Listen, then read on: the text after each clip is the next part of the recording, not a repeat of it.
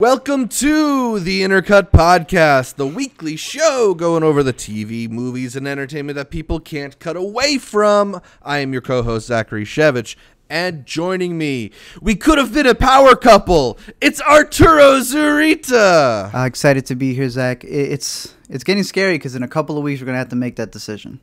To go to the theaters or not to go to the theaters. It don't seem like they have a choice at this point. I would not go to a theater if I was in New York. I wouldn't go to the subway if I was in New York. I probably wouldn't even go outside if I was in New York. But I know Chicago's opening for sure, so it's going to be very interesting how they play that out. I'd have to drive about 2 hours to get to Philadelphia if I was desperate enough to go see Tenet. Just go to the UK. Not just, so just sure fly to the about UK. That. It seems just about as easy right now. Yeah. A lot of people are making that decision on whether or not to go. Some people are talking about driving 5 hours through the desert. I don't know if that's something that I would do for New Mutants, but we're looking for some kind of normalcy. It's gonna get canceled again. Luckily, there's also plenty to watch on streaming, too. We're going to talk about all of that. We're going to talk about the Batman logo, the Cuties controversy, and movies leaving streaming services in a little bit. But first, make sure you're subscribed to the Intercut Podcast, either the video podcast on youtube.com/intercutpod or the audio podcast available on most podcatchers. Also, follow Intercut on social media, whether it's Facebook, Twitter, or Instagram. We are at IntercutPod. That's at IntercutPod. That's short for podcast. And don't forget to leave us a 5-star review on Apple Podcasts. It's the best way to show your support of the show and help others find it. Art, let's start the way we start it every week here with what we're watching. What you been watching, buddy? I got a couple. I got a pretty interesting twisty-turny movie called Lake Artifact. I don't know if you heard about this at all. It's a little bit It's a little bit of a time loop movie. If you're a fan of Coherence, I would recommend it. I don't know how perfect it is. Still got to go back on a second rewatch to catch some things. But pretty much you have a documentary that's split throughout the movie, talking about this house near a lake, and then you have an actual movie that's going on. This is something we've seen with, I think it was Antrim, did something similar. It was like a documentary split in between what was supposed to be the most haunted movie that made it to a festival or something like that, and that every person who saw it died. Well, in Lake Artifact, there's a documentary about this house while you catch a couple of friends who are going out to a lake, and they come across this guy who's just walking, he's got cans of beer. And then it gets very loopy, I don't want to spoil too much in it, but it's a very, if you're a fan of Coherence, if you're a fan of movies like The Endless, I'd say this would be up your alley. But again, I have to check it out just to see how cohesive everything is. But it's an interesting little movie that's out there. Another one I caught that's just as zany, Tesla. Did you ever get to catch Tesla from Sundance? Yeah. I didn't catch it at Sundance, but I've seen it since. A very strange biopic. Yeah. Definitely not your typical, what you would expect if you were sold the movie like in one sentence. The movie stars Ethan Hawke, directed by Michael Almereyda. Cool dude. Who he makes pretty unconventional movies. I think his film, what was it with Peter Sarsgaard, The Experimenter? Dude, I'm a big fan of that one. Yeah, it's weird. It's similarly kind of like weird unraveling and like modern look at at like an older world. It's cool because he kind of doesn't play by the normal rules of a biopic. He at Sundance also did a movie called Marjorie Prime, which is like an interesting, I don't know if you ever caught that one, interesting take on like death, but also like memories and how you can preserve people. Very slow. A lot of people said it was kind of like a Black Mirror episode. Yeah. This is more like Experimenter, where he just does weird, zany things where he will purposefully have in Tesla, obviously, which takes place in the early 1900s, there will be people opening up, as we heard early on at Sundance, an iPhone, a MacBook, to tell you about the Google searches about this person. The narrator, exactly, says how many Google results their search as compared to the other and stuff like that. And Experimenter does the same thing. You'll have weird sounds that are going on, or like something passed by the screen to like catch your attention. So it's interesting. One of the really interesting things he also does that it kind of highlights the artifice of a biopic, the artificial nature of recreating an old setting, is sometimes he'll just have his actors go on in front of like a backdrop instead of an actual background. Like it's clearly just like they're standing in front of a picture.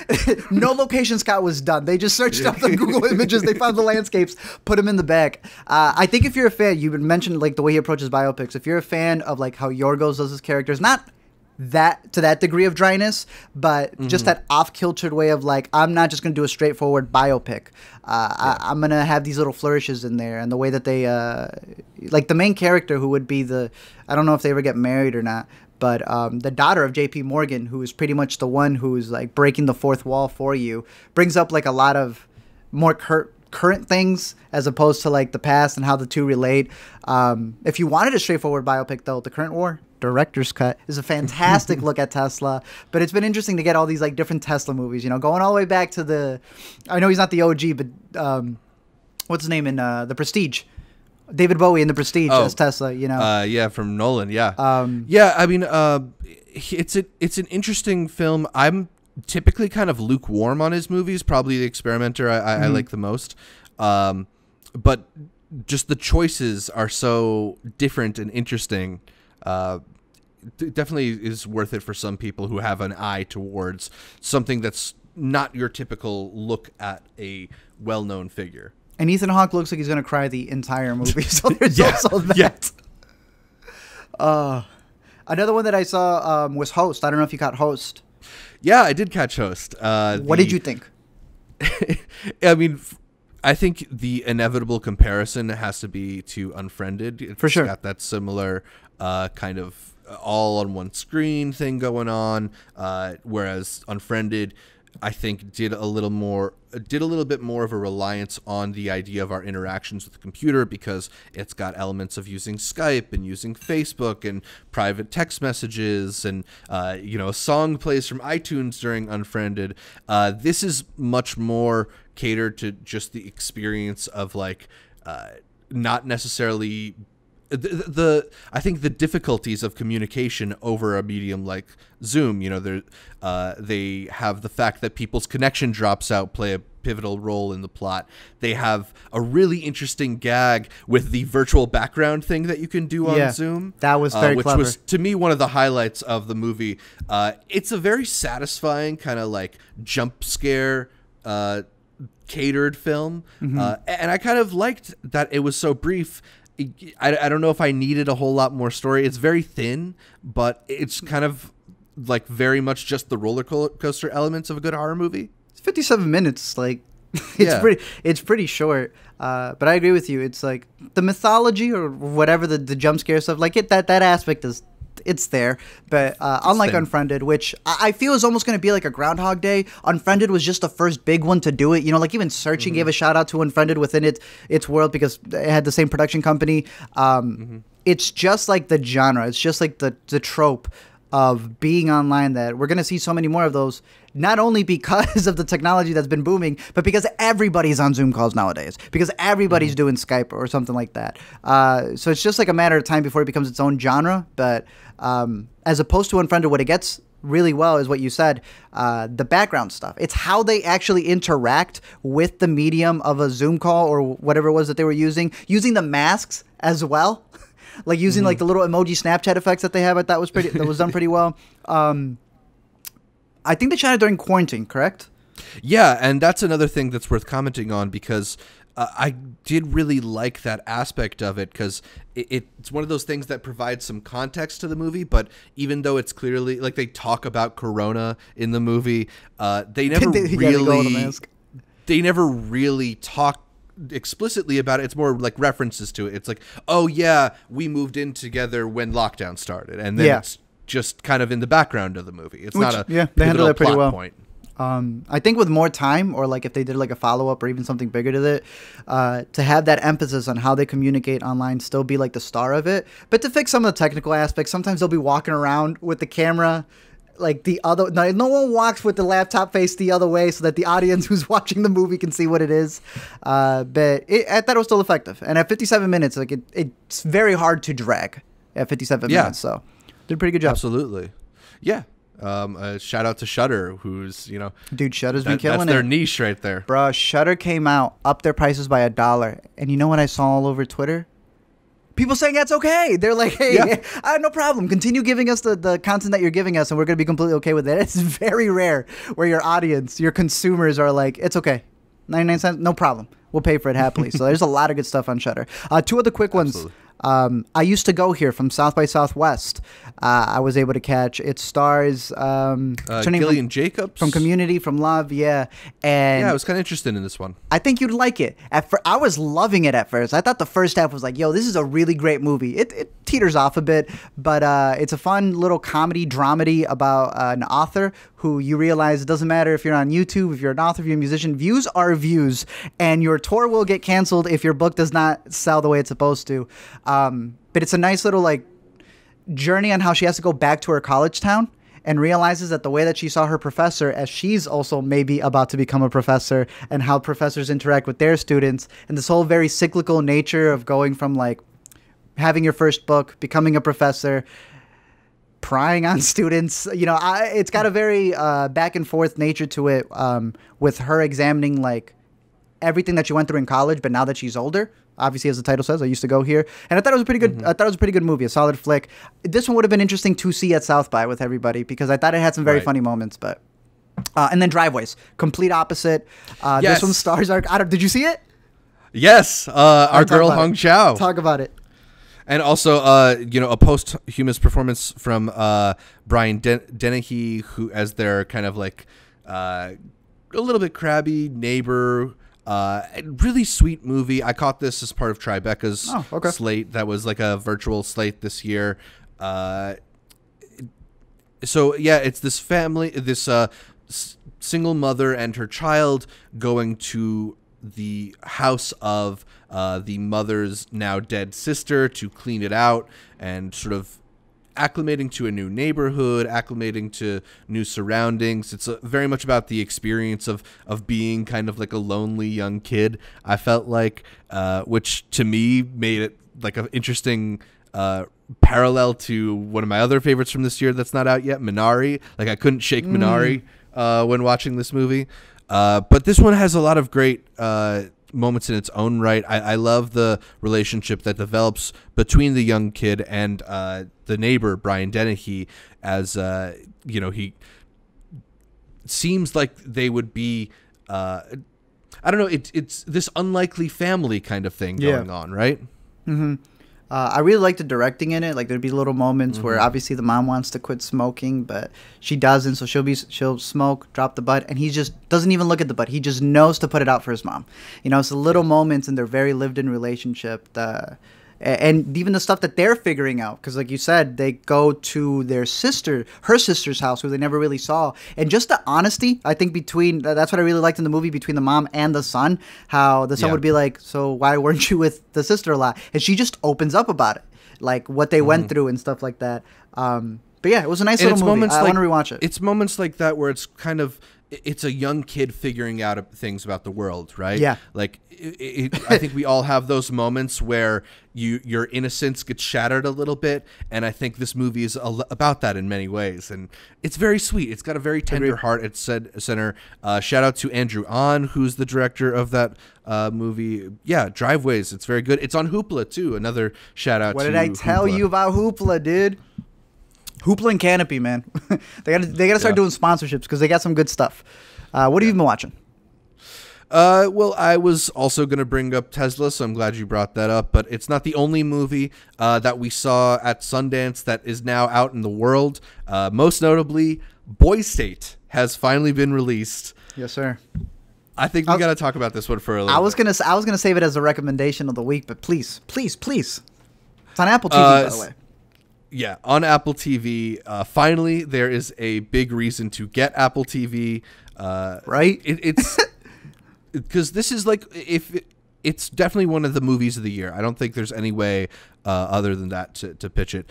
It's a new documentary directed by Amanda McBain and Jesse Moss, and their time at the 2018 Texas Boys State Camp, which is like a political day camp, or I guess it might be a sleepaway. I don't even really know if they get into that, where these young kids, 16, 17 years old, all boys here, although there is a girls' state, it's not featured in the documentary, maybe a sequel, run political campaigns and elect a governor of their Texas boys' state. It was in the news in 2017 when the Texas boys' state voted to secede from the Union, and that's the incident that actually brought the documentarians there to investigate it. And what they find is this like really rich microcosm of our political system in this just camp. The way in which it's a blend of all of the it's a mirror of all of the things that we hate about our current political system, as well as just this place for these young kids to go and be boys and be adolescents. I think it ends up being this amazing kind of view of America in 2020. And even though the events take place in 2018, just the way it's resonant, the way it's even maybe more resonant now than it was when we saw it at Sundance as we get into the heat of our own election.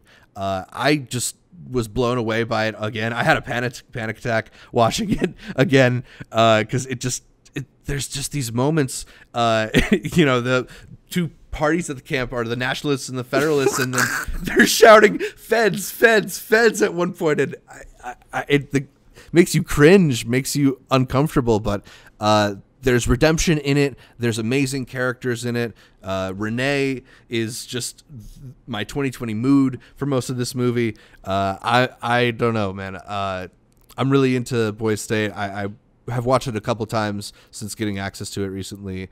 Did you get to rewatch it, or are you still fresh from Sundance? Because I know that's one you recommended super highly. I made all of y'all go watch it. I think all of you went to the same screening. I was like, no, you're all going to go watch Boys State.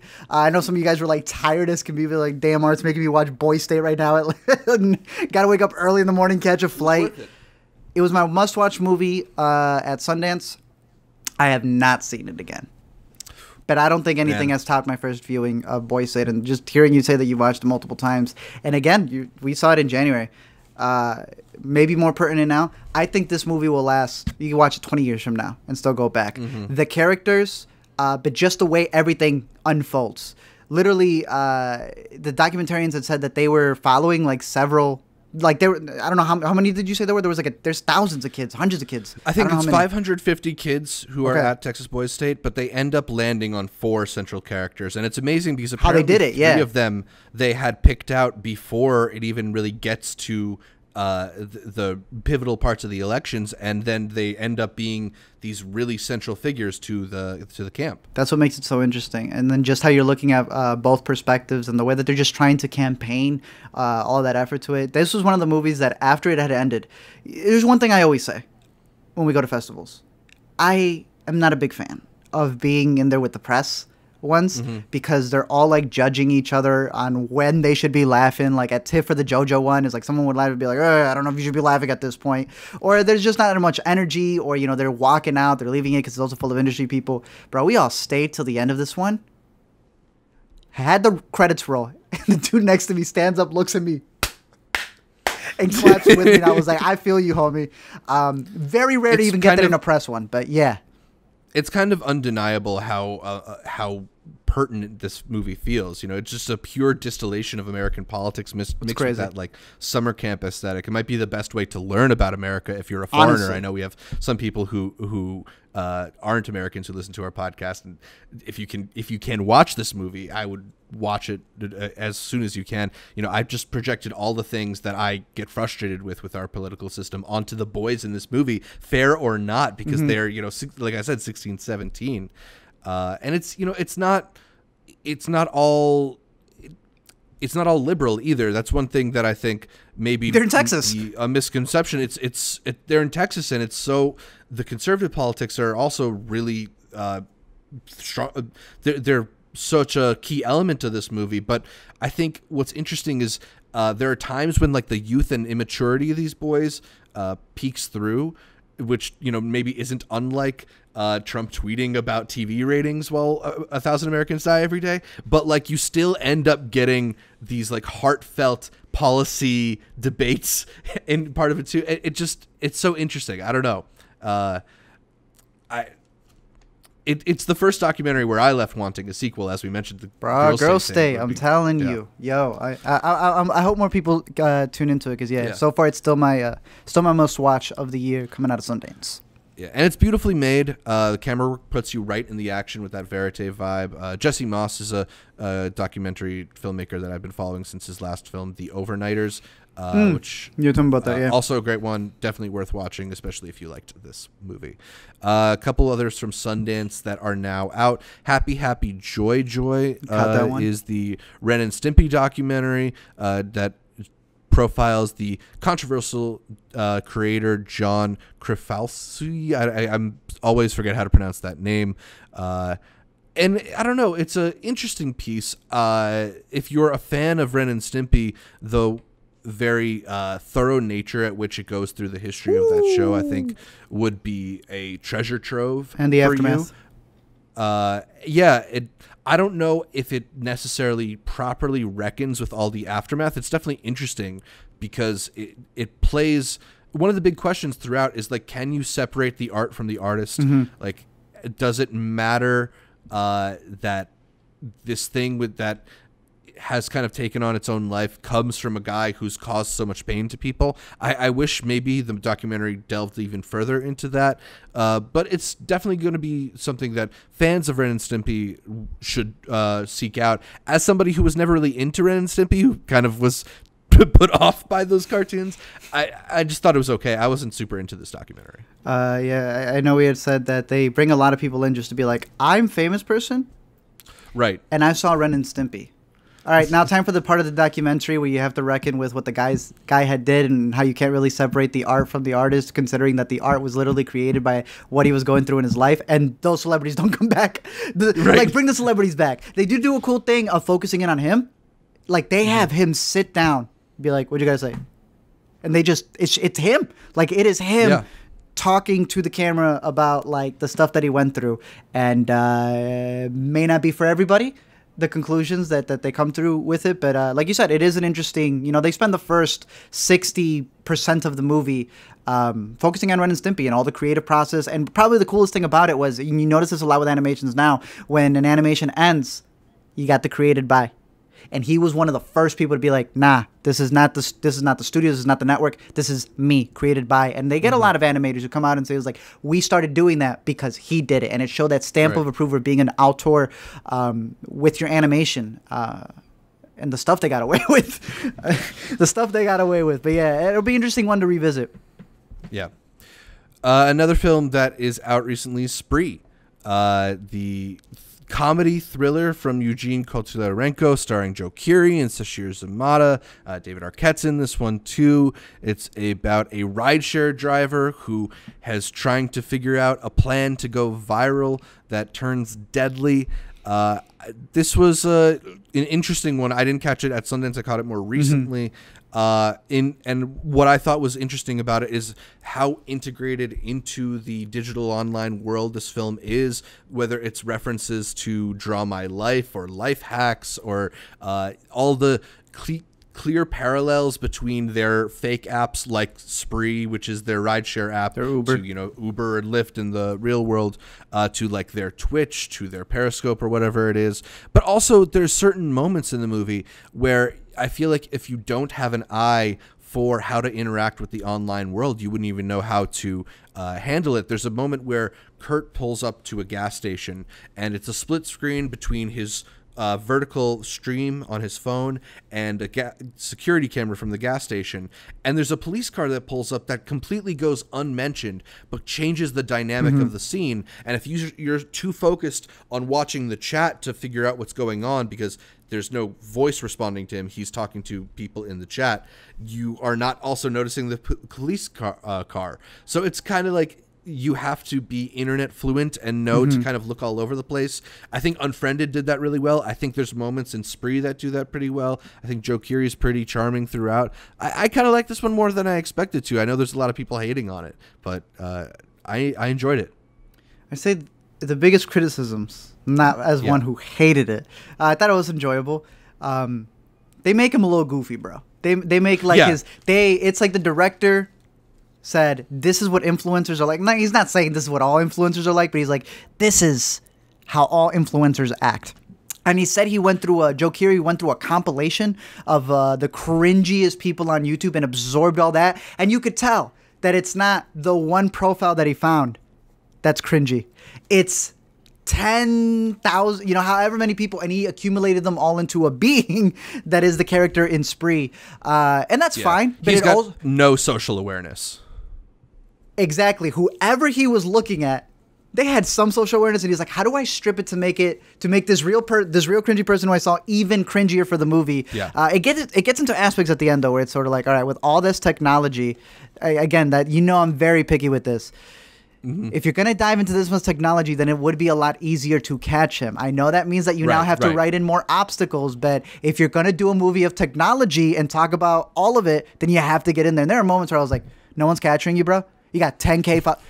Come on. We know that there's snitches on every chat. Like, what are you talking about? Especially because it's a public forum. It's not like it's not like in a Nerve where it's a, what is it? It's like a site that's only given to like people underground and stuff like that. He is going viral. Like, everybody is seeing him. It would not be that hard, as we've seen in the news, to capture somebody. And at a certain point in the movie, it becomes known that there is a murderer out there. So it's not like this is being undiscovered. Throughout the... You would have been able to find him just with the... I don't want to get too much spoilers, but I'm curious to see what more people think about it now that it's out, and interesting to see how it plays on computer screens, because I think it plays so much better on a computer screen than it would on a big theater, in my opinion. Yeah. But we'll see. The last one I wanted to mention quickly is Hoops. It's a new cartoon adult animation show on Netflix. It stars Jake Johnson as the lead voice, as a high school basketball coach. And I give most of Netflix's animated shows a chance. I've enjoyed a lot of them. I've recommended a lot of them on this podcast. Good for you, man. Good for you. Not this one, though. This one's a slog. This is a densely unfunny show that relies on just being vulgar and talking about like sex when he's around kids, and that's supposed to be the joke they do 20 times, and it's just so undeveloped and not clever. I was really frustrated watching this one. That seems to be the consensus around this one, so I'm glad I'm not that I'm in the majority, at least for this. Maybe it'll find its audience, because weird shows seem to do that on Netflix. But I did not laugh once in the 2.5 episodes I watched before I bailed. I saw 1 3/4, and it did. Look, Netflix, they don't care about being vulgar. They really don't care. We will see with everything that they greenlit. But the thing is, like, as vulgar as you're going to be, there needs to be like a twist. There needs to be something funny with it, or else the joke is just like, I'm gonna get 16-year-old. I'm gonna get you laid. How about that? Yeah. And by like a 35-year-old prostitute who lives in town. How about that one? And it's like, that's the joke. There's nothing else to go with it. And like Big Mouth is a cartoon on Netflix that is way more vulgar than Hoops is, and it involves, like, it stars children, but there's more of a story theming to it. Yeah, the characters are actually developed, and they're going through issues, and there's reasons for it that make it all funny. Hoops was not that at any point for me. Do you think it gets better in the second half?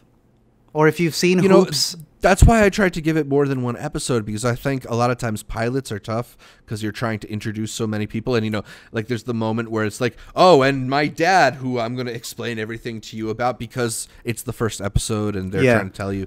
But that it didn't get any better in what I saw, to me, is a bad sign. Maybe if you're willing to subject yourself to the full season, let us know. Maybe it gets better by the end, because I also didn't love BoJack Horseman after the first couple episodes. I thought it was better than this. Yeah, way better than this. Way better than this.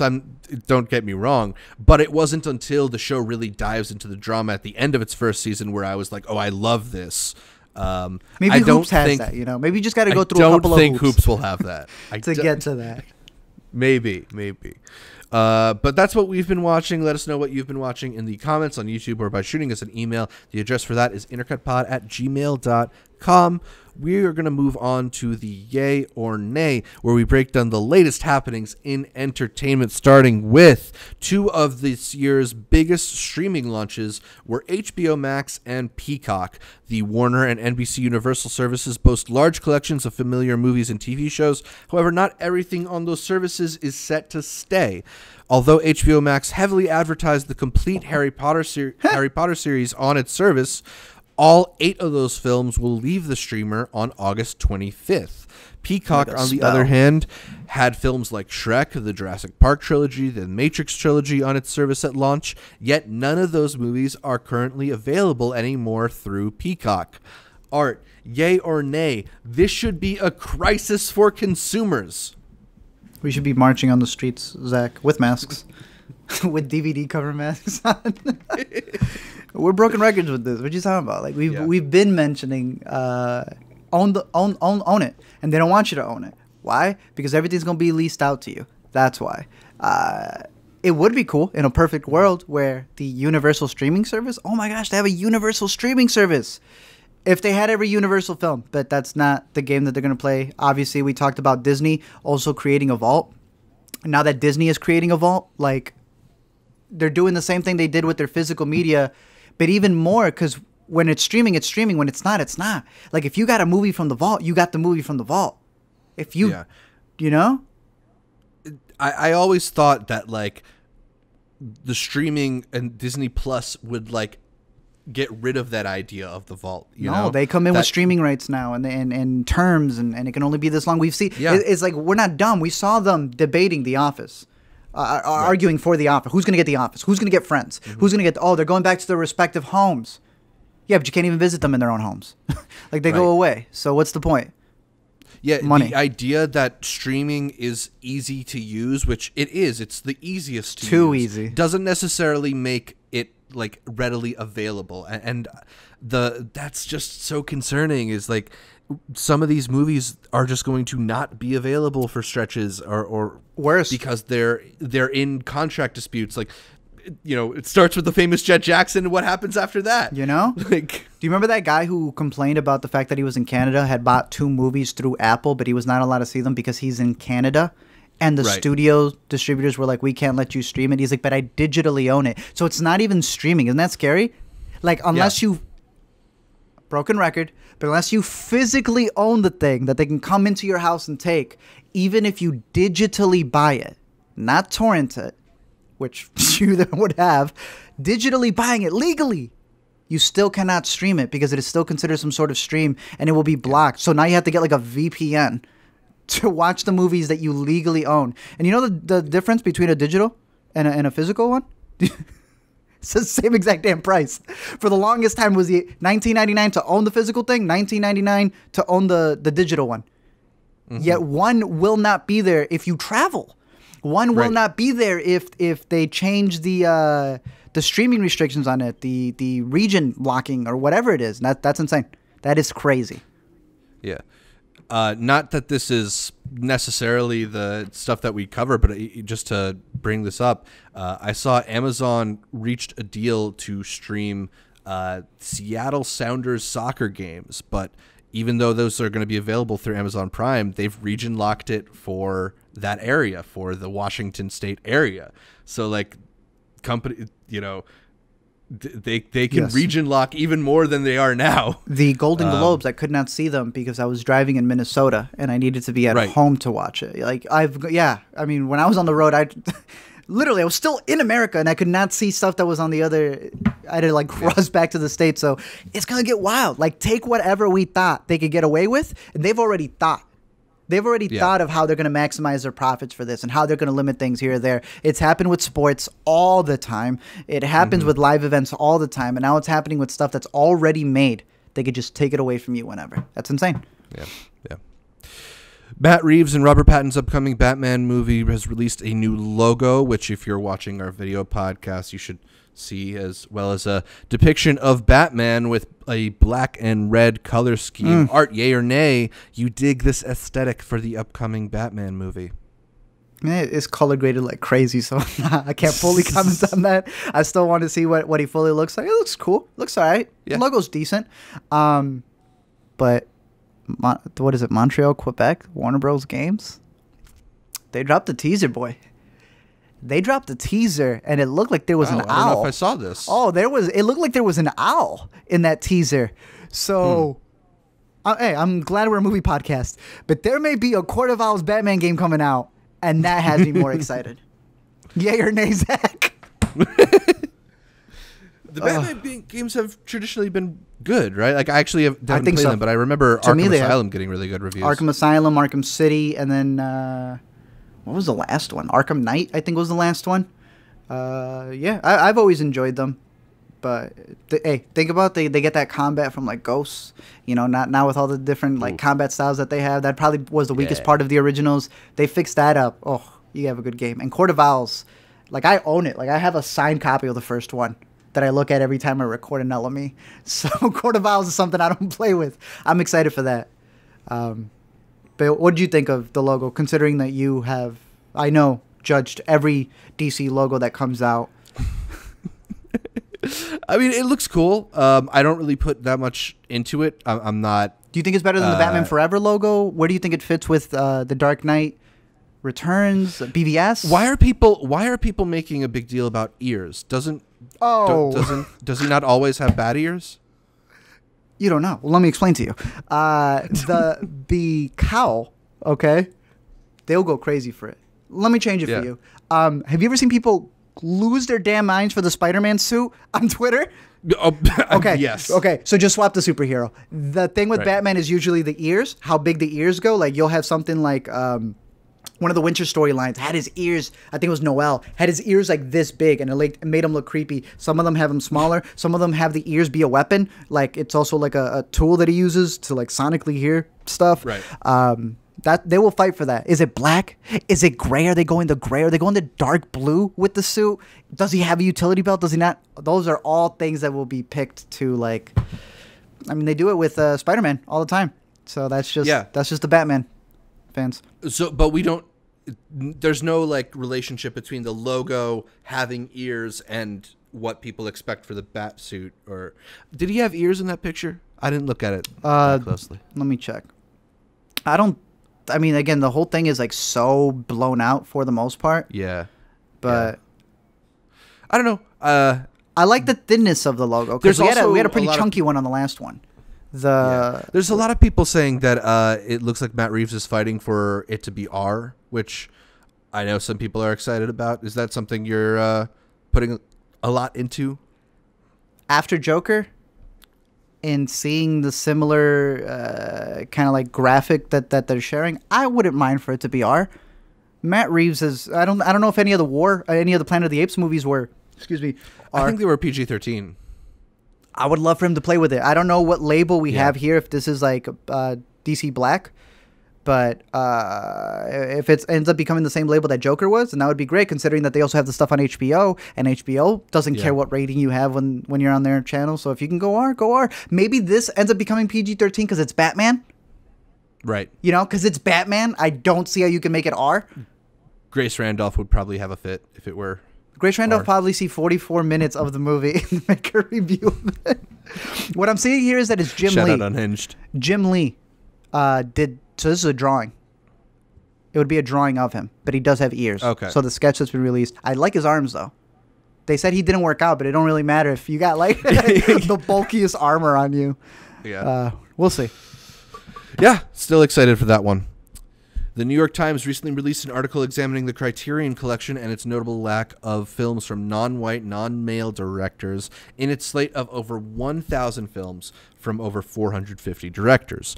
The lack of black directors in particular stands out, as there are only 9 films from a total of 8 black directors, Spike Lee being the one black director with more than one movie included. He has 2. Also, Yuzan Palsi is the only black woman director in the Criterion. The article also notes that about 11% of the directors included were Asian, about 2% were Latino, and about 7% were women. Carlos Aguilar on Twitter also pointed out that among the Latino directors with films in the Criterion Collection, only one is an American Latino director. Art, I don't really have a yay or nay. Just let me know what are your thoughts. Physical media. Comes down to it again. I think because one of the biggest parts of the Criterion Collection is how they are able to restore your film.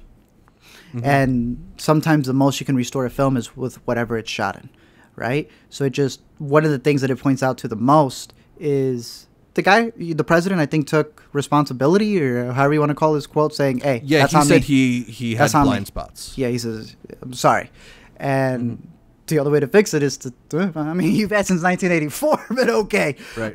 It was interesting to follow up an article that New York Times did a year prior when it came to directors from the 90s, and this goes also with the 3-part docuseries They Gotta Have Us that I was telling you about on Netflix as well, right. Where in the 90s they were all talking about how they were all getting blacklisted. They were all in director's jail, and it was all these black directors who felt that they were just being used so that name your studio, name your producer, could say, we got a little bit of flavor over here. That they were just bringing in whoever they needed and be like, hey, see, we use this one black director. And then that director wouldn't have anything else for the longest time, right? And that's kind of what it is here. It's like, I don't know how John Singleton, I don't even think he has 10 movies. Like, he could have a good collection of its own. Mm-hmm. I mean, Spike Lee in particular, that he only has two. And we love Wes Anderson, but Wes Anderson is 8. And his career is significantly shorter than Spike Lee. Bro, there was a bar on the article that said there are more people named Wes Anderson. There are more films by an Anderson than there are African American filmmakers on the list, which is pretty crazy. But no, it really just comes down to that preservation of. That's why I love the Criterion so much, because it is preservation to its fullest extent. You are able to purchase this file that has been restored with not just special features, but making ofs, but actual, it's not just the directors and the filmmakers who want it. It's also like writers, critics, culture people who want to be a part of the Criterion Collection. To be able to make an essay for the Criterion Collection is also something that people want to be a part of. To be able to have your artwork included in the Criterion Collection is something people want to be a part of. And I would argue that it's even bigger than some awards, because an award just represents the year, and you can see a lot of fluff and there's arguments, but this is like there is no awards. It's just what is deemed worthy, like a Library of Congress, but by a private company who has the means and the funds to be able to, like we just said with streaming, give it the everlasting, I guess, I don't know what the word I'm looking for here. The preservation of it to its fullest. And the highlighting of it. Scorsese talked about it all the time. New York Times. Somebody in the New York Times article called the Criterion the Louvre of movies, which is like, I think, a kind of great way to talk about it, because whether or not you love every movie in the Criterion Collection, it has irrelevant, this reputation exactly. of being the most established, the most esteemed movies that are worthy of being preserved like that. The way that Film Twitter reacts anytime there's a sale on the Criterion should show you its importance. Only reason Barnes and Noble is still open. And it's not even books. It's movies. It points to the way in which every faction of the industry has its blind spots, if that's the word you want to use, or just it's lacking in its treatment of people. The fact that you mentioned John Singleton, we've talked about Gina Prince Bythewood. There's plenty of directors who should be getting this kind of treatment, who for whatever reason they aren't. Plenty of films that have not gotten this kind of treatment that deserve it, and hopefully this is a moment where people work to right those blind spots and fix those gaps, because it's when you look at the numbers like that, it puts it plain as day. And it's interesting because I didn't know that much of the separation between the Criterion Collection and the Criterion Channel. But everything on the Criterion Channel doesn't have a Criterion collected release. They just have the streaming rights to it, which one is great. That's why I love the Criterion. I don't know where I have my little pin thing, but I love the Criterion Channel. It's dope. It's amazing. They have some exclusives. Yet they're not a part of the collection. It still shows you that difference between what is deemed to be printed out. To have that budget, to have that rollout is a really big deal. As opposed to, like you just said, the easiness of let's just get the rights and you're able to stream it.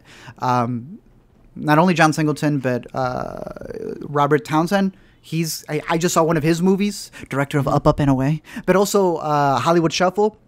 which is out on the Criterion channel. I caught it there. That doesn't have a release. You also have a bunch of other filmmakers that, Fruitvale Station could easily get one. If we're talking compared to a lot of other directors who have a Criterion version. Paul Dano's made one movie. And Wildlife is on a Criterion. It makes no sense. You can go back to like Casey Lemons. You can go back to, you said Gina Bryce. I feel like Jordan Peele. There's a thing with the Criterion Collection where I feel it's like you were saying, it's these foreign films many of the times. It probably has a little waft of the movie needs to be more than just the pop cultures. We're allowing Marriage Story, Irishman. It's maybe like a lot of times it's maybe an underseen movie, but especially with those Netflix films, they're opening up the door to some very well seen, very expensive in some cases movies. Hitchcock has some. I believe, yeah. If Hitchcock has some, I think it's only a matter of time before a Get Out or Us is deemed worthy of being in it. It's almost like they just got to give it a little bit. It's too new. Yeah. But it's not too new for Marriage Story. Irishman, a bunch of the other ones. Parasite got theirs. Did we ever talk about Parasite? In the Morse code? Criterion release? Yeah, no, just the artwork. Which shows shows you how big we're into it. That we judge the artwork. Yeah. Like, really? This is what you're going to pick? That's some next level stuff. It's some next level stuff, but what'd you think? I don't know the Morse code. Yeah, I don't know the Morse code to ill, but not for me. I saw the design. I was like, that's cool, but I don't know if I get it. And then somebody pointed that out, and it's so cool. I don't know if I would have robbed somebody of that. Like look up Morse code. I think it could have been cover. I think it could have been better. Really? I think it could have been better. It's still the same poster behind it. Yeah. Did you see the Irishman one? The Irishman one is dope. Sick.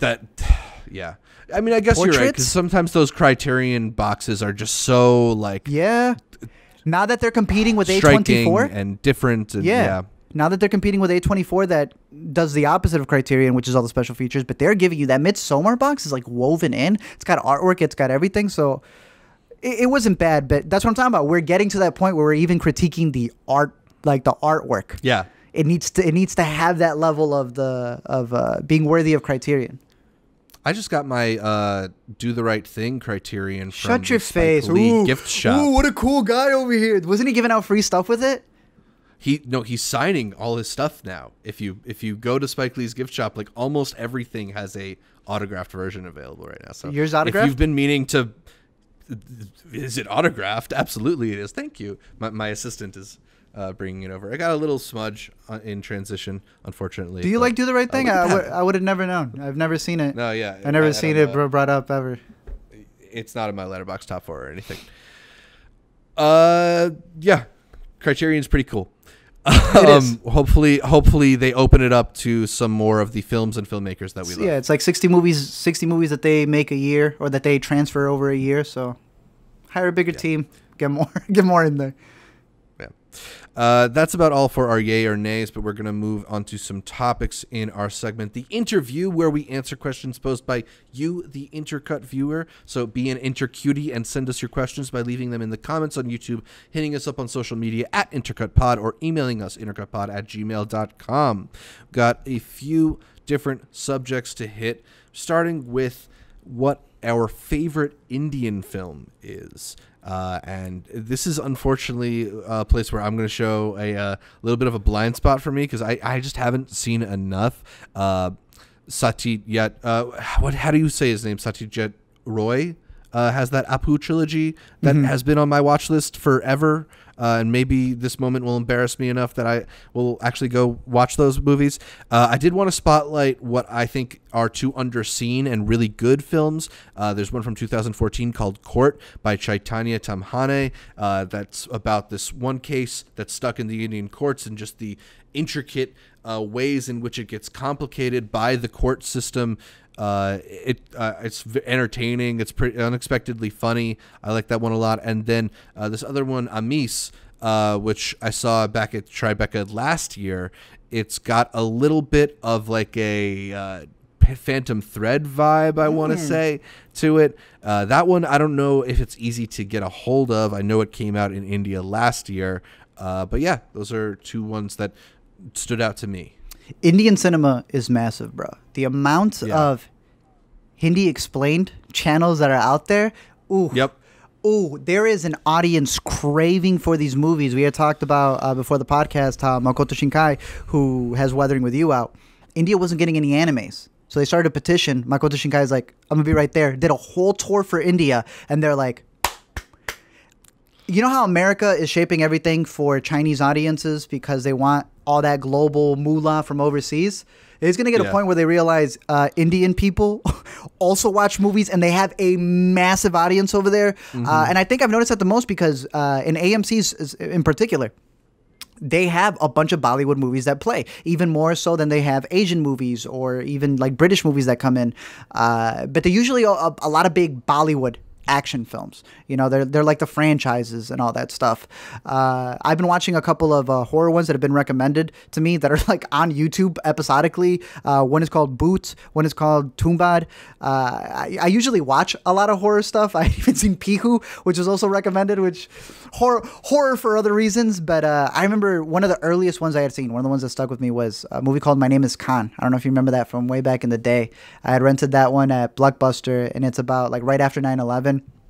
There was a guy with a disability, and like he doesn't know any better from all the prejudice that's coming his way, especially living in America during those times. Literally, a lot of the movies that Irfan Khan, rest in peace, he passed. I think he was making a lot of movies that were making the jump over that weren't these big franchises like The Lunchbox and stuff like that. Yeah. But one of the earliest ones that I saw, because I had in high school, I wanted to watch a movie from every single country. And I went through IMDb to see what the most popular one was. And at that point, they had recommended Three Idiots. I don't know if you've seen this. But I know what you're talking about, but I haven't seen it. Three Idiots has been, like, I believe also translated in different countries. So I found it funny that at that point in time, that was, like, the comedy. That was the one that they were pushing the most. But I definitely think that it has, if I'm not mistaken, top 3. I'm not even saying 5. I think top 3 global audiences. And it's only a matter of time before there's more Indian films that are being produced over here in America. I think Netflix is already dipping into that. But adaptations, we talk about India does a lot of adaptations. Sometimes they don't even ask for permission. They did that. They did that with the Miracle on Miracle in Cell Number 7. But I definitely think once America realizes that the market is there, then they're going to be like, oh yeah, we always knew you were there. But no, there's definitely a lot of other ones, and any recommendations that you guys have, definitely let me know. A lot of the ones I get recommended are horror films. So yeah, I'm curious to see more dramas and, hey, Four Idiots and more comedies and stuff. We also got asked about our favorite Werner Herzog films. You've seen more than I have. I haven't seen some of the classics like Fitzcarraldo or Nosferatu or Wrath of God. I've seen more of the documentaries, and of that, of course, Grizzly Man is one of the great ones. I also really liked Encounters at the End of the World, just kind of like a weird kind of off-kilter in the ways that we often associate his narration with being off-kilter, documentary about these researchers at the polls. But yeah, I haven't seen enough of his fictional work. I think one of my favorites of his fictional movies is one of your favorites as well, Rescue Dawn. Yeah, I had no idea he did that. And what were the ones we were just saying with Nick Cage? Oh, Bad Lieutenant, yeah, which is one of my least favorite movies, but out of all the movies this man's made, like those were the two. And I should have seen Family LLC because I have that one queued up, ready to watch. So I could have at least said that I've seen that instead of Bad Lieutenant, that being the last one that I saw. But Rescue Dawn's cool. And you were telling me that it was he also made the dog to it. Yeah, it is based on it's the same story as the documentary Little Theater Needs to Fly that he made. I think he made it even like 20-something years before he made Rescue Dawn, so it's been a story that's been in his head for quite a while. That was dope. We got asked, which platform will win the streaming wars? You have one? I mean, the answer has to be Netflix, right? They're still here, man. You know what I've been listening to more of is the Netflix Effect podcast that you recommended. What'd you think? It's really good, and just the ways in which it shows you how their culture has kind of bred this monster of a company, but also gives you an inclination as to why they are so successful and continually successful. It's a really, really interesting listen. The Vox podcast, Land of the Giants, if you haven't checked that out yet. I'm gonna say Blockbuster. They still have one. They're down right now. They're down to one store, but they're offering Airbnb service. So you take that money. Take that money, open up some servers, and I think you can find a way to kill off the VOD ones first, right? And then you're going to be able to come back over here. Imagine if they did have a streaming service, right? At a certain point, we're going to realize you can't have all these streaming services. Someone tries to go back to selling you stuff, right? And they go the pay-per-view route, but instead of pay-per-view, they do what Blockbuster did back in the day. $40, you get to rent as many as you want. But because it's digitally, it's like streaming, but for actual Blockbusters, but you only get like 10 a month or 4 a month or whatever it is. You know what I'm saying? An AMC stubs bit at home. We talked about AMC doing something like that since they're going to have some of the movies be digitally. HBO. Ooh, I would not count them out. Because all they did was turn into streaming.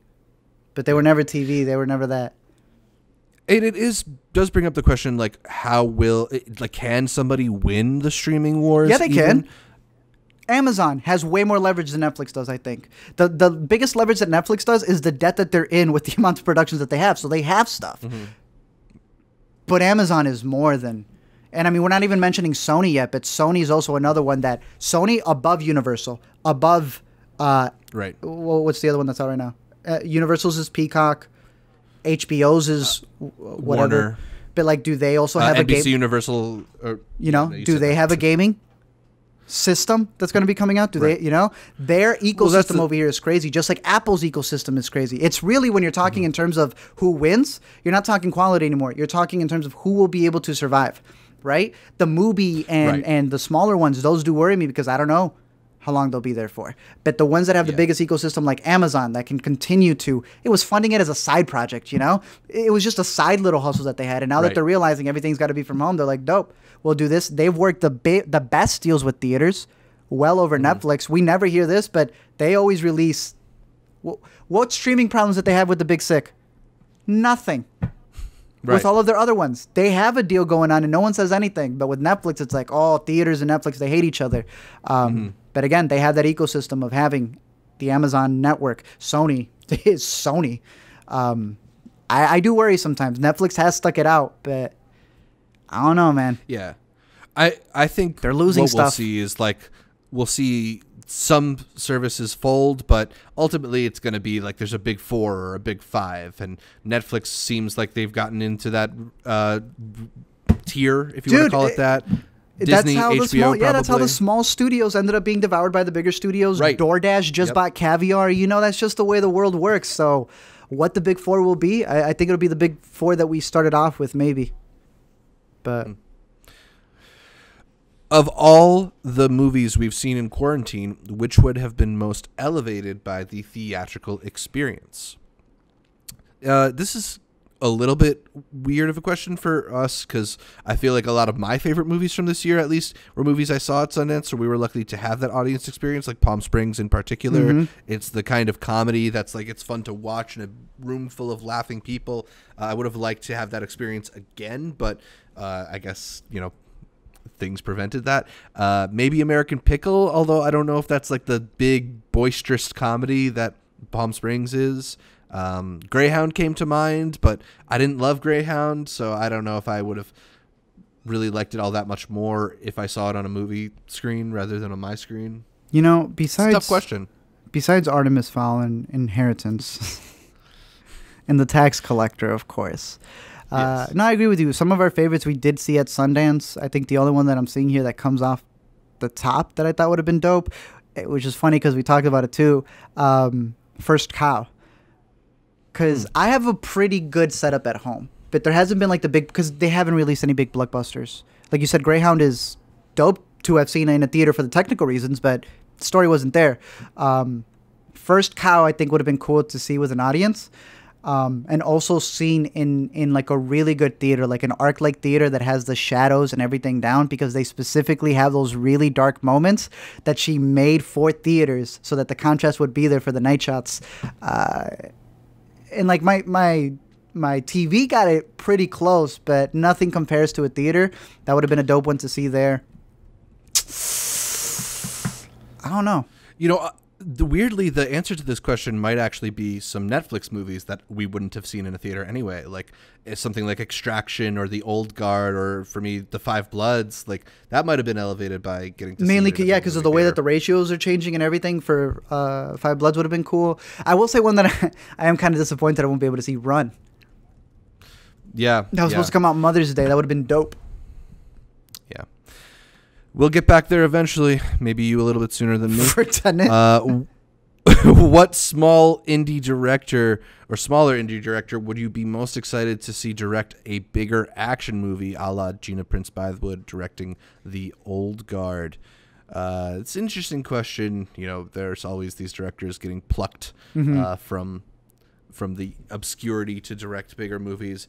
The only one that came to mind immediately, and I don't know if he's even interested in doing something like this, is just Ari Aster, because I see how comprehensive and full his worlds are, how much detail he puts into the background, and that he can do those on a more limited budget makes me just wonder what he would be like if he had that much more money. I don't know if he's even interested in that, but I think what a big budget is really good for is giving you a world that feels fully realized and is teeming with action and activity. And he's a guy who pays so much attention to all those details that I think he'd do well in that context. I'm going to say Eliza Hittman. I want her to get the next big Marvel blockbuster and just direct it there. No, which is the complete opposite of what she does. The complete opposite. That's what I'm saying. Give her the biggest budget, and none of that money goes into the action. All that money goes into the talking set pieces. Because nobody who gets plucked out for the independent part does any of the directing for the action. It ends up going to the stunt coordinators. It ends up going to what's already been pre-written in the script. You know, they're just there to be like, okay, let me know when it's time for me to do the dialogue again. Yeah. You know what I'm also going to say? I'm going to say the Daniels. See, now we're talking, we want to see them with a big budget. We just want to see what they would do if they had a big budget. The budget doesn't have to go to like an underground railroad action CGI sequence. It can go to anything like that. I would also say, did you ever see Cell on the Spades? Oh, no, I haven't yet. I think Tarisha Poe, she does a really good job at like building up a world. Like you said, like the intricacies of actually having a world. And I would love to see a budget where all of that can come to fruition. I mean, I know she's doing a show. I don't know who picked it up. I can't remember who picked it up. But there's going to be a show version of Sella. But like all those directors who are able to expand their worlds because of the bigger budget that they now have. They don't have to cut something out. They can make it as vast as possible. What was that movie? What was the one with Della Carvine or whatever her name was? That sci-fi one? Oh, the Valerian one? Valerian. The city of whatever's. See, that is giving somebody a budget for their crazy, zany idea. Exactly. And everyone just going like, oh, no. I believe you put effort into it. I just think it's weird. So imagine those budgets being given to other people who also have those interesting ideas. That's what I would find fascinating. Like a ridiculous budget being given to people. Another potentially good fit for that question is the subject of our next question. What do we think is next for the Safidies? And I think, you know, they've got an interesting formula here between Good Time and Uncut Gems, where they take a very known movie star and put him in a very unconventional role for him that gets the kind of awards attention that a lot of these actors would like.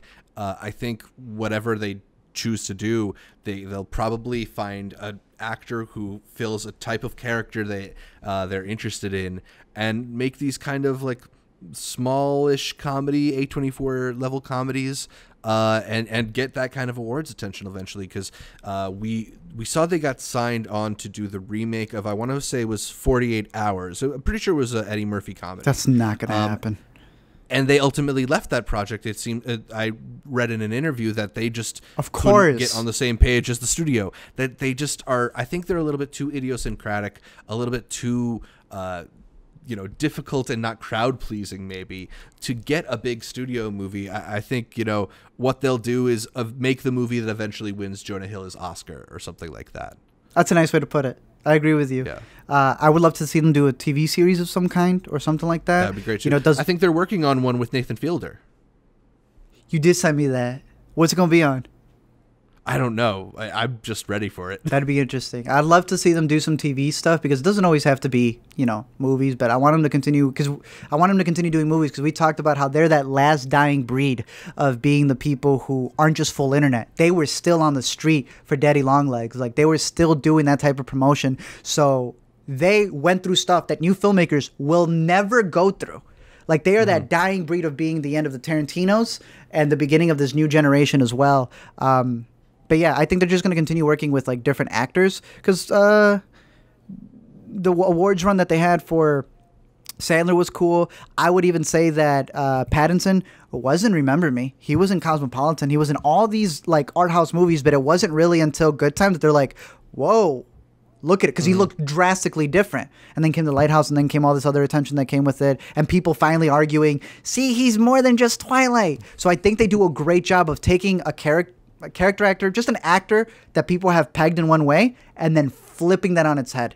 Even with someone like Sandler, who you and I have known, Sandler's got the guts. But, when people get used to that Netflix deal and they're seeing Netflix Sandler, Uncut Sandler looks a little bit different on Netflix too. But yeah, it also answers the question we just had. We also don't want to see these directors be pigeonholed. I don't know what the term would be, Yeah. Because these budgets, that's what they are. You get the budget, but you also get less control. You get Phil Lord, Chris Miller. A lot of great directors can't really operate within that system. We've seen Old-Guard has that with Gina. You can see it. Yeah, it was Edgar Wright as well. Yeah. Edgar Wright left Ant-Man, Lord and Miller left you got to Solo. remind the what could have been. We're literally stacking up a list of the what could have been movies, and we're gonna have like Jodorowsky's Dune. But for all of these other different movies that were never made, it's just going to be docs detailing what could have been. Denis is a good example of a director that we would have said that thing about giving him a budget about and until they listened, bro. They tuned in and they gave him the budget. Yeah. So we'll see who's next. Thoughts on the 13 Reasons Why finale? I did not see this. It's terrible. It's bad. They started off with a very bad season, trying to do something, and in season 2, by answering those questions, just created worse things that they then tried to cover in season 3 that just created more holes. And by the end of season 4, they try to answer things like, you always had a therapist, but they didn't though. You just introduced it in season 4, and by saying that he always had it, it makes your therapist look even more stupid. Also, the ending is ridiculous. It just proves that the most toxic character in the show was in fact the lead guy. It was Clay Jensen. Just moves from one girl to another. You should not be moving on to another person when you're still hallucinating the ghost of the previous one. It's bad. They did not learn their lesson in any way, shape, or form in the show. It's crazy. Yeah. Christine Paul finished The Amazing World of Gumball. Thank you for that recommendation. Art, do you have any suggestions as weird as that one? Do you have any suggestions for me? I still do Gumball. I mean, the thing that came to mind for me is one of our favorites, Greener Grass. Like that's a plenty weird one. I would say Broad City. I know it's live action, but I do go from Gumball to Broad City. Those have always been like my two to go shows. What else you got? I mean, I'm less familiar with cartoons. That's what I'm thinking is cartoons. It's like, because like for me, I'd say maybe like try some John Waters stuff out. I like Serial Mom. But that's again more of the Greener Grass line. I don't know, man. There's definitely plenty of weird stuff out there. Not as good as Gumball though. Not as good as Gumball. All right, so those are our suggestions for interview. Thanks again to all of you who sent in questions for us. To get your question featured on a future episode, make sure you reach out to us on Twitter, Facebook, or Instagram at IntercutPod. Email us intercutpod@gmail.com or leave us a question in the YouTube comments. Thanks again to all of you that did. We're going to go to our final segment of this and every week, the New to See, where we give you our picks for the week. Art, what should people go out there Boys and State. Watch? It is on Apple TV. You can watch it now. I said it. Excuse me. When I made my video for Apple TV, I said there is nothing good to watch. And they picked up Boys State, and I was like, we're going to have to wait for that. Bruh, really? We waited that long? Apple TV finally got a movie. Finally subscribe to Yeah. Apple TV. Buy yourself a new iPhone if you were thinking of buying one so you can get your year plus of Disney of Apple Plus.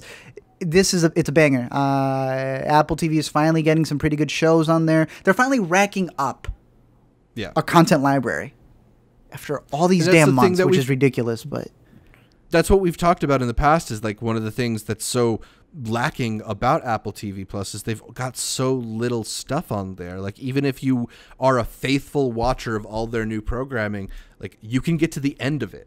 Like imagine saying you got to the end of Netflix. No one would believe you. No one would believe you. So they finally have that, and it is a doozy. Boys State, definitely check that one out. Better Days. Have you seen Better Days? I have not. Bro, Better Days has been recommended to me a lot. It is an Asian film about, like, I guess bullying is the best way. The title card comes out as like, a lot of people get bullied. Here's a story. And it is a crazy social media infused movie about bullying. And it is crazy. I recommend that one for you. Let me know your thoughts on that if you're able to check it out. I believe it's already out, like at least in virtual. And Impetigore. Another one to sneak in there from Sundance. I actually was able to catch Impetigore. Figured I'd put it over here. So we got Boy State, the super must watch, a little foreign film with Better Days that's been highly recommended, and then Impetigore, another foreign film, bit of horror from Sundance. I think it takes place in the Middle East, if I'm not mistaken. I don't know what part, but pretty much you have these toll booth ladies, girls really, who are working at the toll booth, and a dude comes in wanting to kill one of them because they believe that they're cursed and they carry something with them. And now they have to go to like this village to figure out, why do I have a scar on my thigh? It is a crazy story. You know, it's got some like, you know, tropes and jump scares that it does here and there. Maybe very big on exposition at points, but I thought it was a fun little horror that came out of Sundance, and I was glad I caught because it was between that and Amulet that I know I kept missing over there, and I was like, oh well, we'll probably try to catch it on the next one. And then we recorded the intercut for Sundance, and we missed Amulet as well. But I was finally able to catch up with Impetigore at least, and I thought it was pretty good. Nice. So I'll have to check that one out. I've got a couple of horror recommendations too. I was gonna put Host here, but we talked about that at the top. Still recommending it. It's, you know, definitely feels. It's one of those movies that kind of feels like of the moment, even if it's not necessarily like too topical. And it's just a really satisfying ride. It's not too long. I think it's worth your time. But while you're on Shudder, I actually found the Jay Baruchel directorial debut, Random Acts of Violence, like a somewhat satisfying, gory horror movie. You know, it's got this whole thing where there's a debate going on between the violence and the appeal of violence versus the damage that violence does. And I don't think it really does anything with that. I don't think it has anything that interesting to say about the role that violence plays in media. But I just think there's some satisfying imagery in this movie. Like he's clearly going for like a very stylistic movie. It's like a wash in red and green and purple lights at different points. They do some weird stuff with body parts, and there's an extremely gory finale to it. But if that's what you look for in a horror movie, I think you're going to be satisfied with Random Acts of Violence. Like, it's not a great story, but it's a very satisfying imagery in that dark and doom-inducing sense. Okay. So yeah, Random Acts of Violence, Host, both of them are on Shudder. Also, if you're looking for some more indie stuff, Fantasia Fest just started its virtual edition.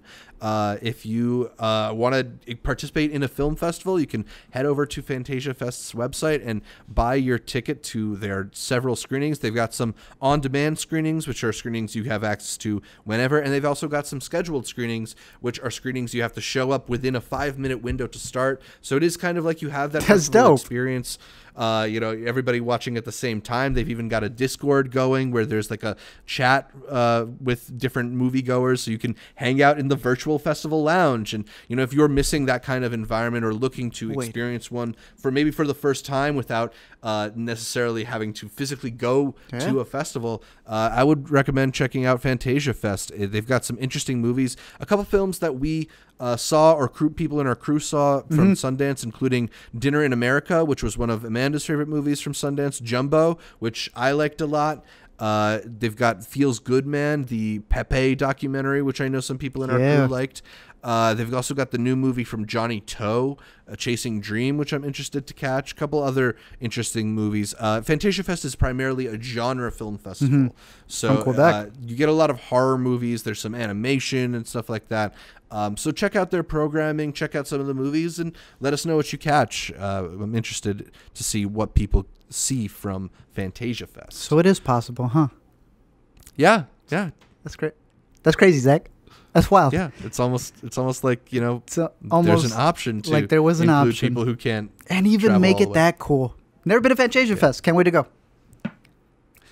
Virtually, at least. There's a Twitter thread that I just wanted to shout out that Eva Victor started, where she's joking about being the weird girl from the movie who's different, talking to the quarterback from high school, and it's mildly funny, but the thing that I think is great about it is the way that it becomes this thread of people participating, and a bunch of fun Twitter comedians, people like Taylor Garrett or Caleb Heron, who I follow, all added their own characters to this fictional movie that she's talking about. So I'll leave a link in the show notes to that Twitter thread, just kind of a fun movie themed set of videos. And then lastly, a new podcast corner, aside from the Netflix effect, which we mentioned earlier. Good podcast catch out, a good podcast to catch. This new one is the latest from Serial Productions, which obviously many of Serial's podcasts have gotten a lot of press. Their latest one is called Nice White Parents. It's about the effect of parents, particularly white parents, on different public schools here in the New York area, particularly in New York City, where New York City schools were at one point fairly recently recognized as the most segregated in any state of the country. So even in a very liberal, left-leaning area like this one, there still are these like systemic problems with fundamental services like education. I found it a really enlightening and interesting listen. I think they're 5 episodes into that run right now. So Nice White Parents is my latest podcast corner. But that's about all for this week's show. You can catch more from me, Zach Shevich, by following me on Twitter, Instagram, or Letterboxd at ZShevich. Art, where can people find more from you? You can find me on Facebook, Twitter, Instagram, maybe at a theater. I don't. The Music Box said that they said they're recycling, not recycling air, but they're taking the air that's in there, booting it out, and they don't really have a machine. The opposite of recycling air. From the outside coming, I don't know. I'm there's still a rooftop. I don't know how you get rid of that, but we'll see. Maybe I'll be going to one of those, but you can catch me, hopefully safe, secure here, comfortable sweater on the Intercut podcast. Yes, you can listen to every episode of the Intercut podcast on iTunes, SoundCloud, Spotify, or your favorite podcatcher. I like Overcast. And then make sure you're not subscribed just to the audio podcast, but to the video feed as well on our YouTube channel, youtube.com/intercutpod, where you can catch our bright, smiling faces as we break down the latest in entertainment. Find new episodes of Intercut every Friday, and please leave a comment, like the video. Consider heading over to iTunes to give us that much coveted 5-star review. And shout out to our listeners in the Philippines for putting us on the TV and film podcast charts out there. Like our Facebook, Instagram, and Twitter pages. All of them are at Intercut Pod to get the latest updates from Art, from me, from all the guests that we feature here on Intercut. Thanks again for tuning in, and until next time, some people are fantastic politicians, but I don't think a fantastic politician is a compliment either.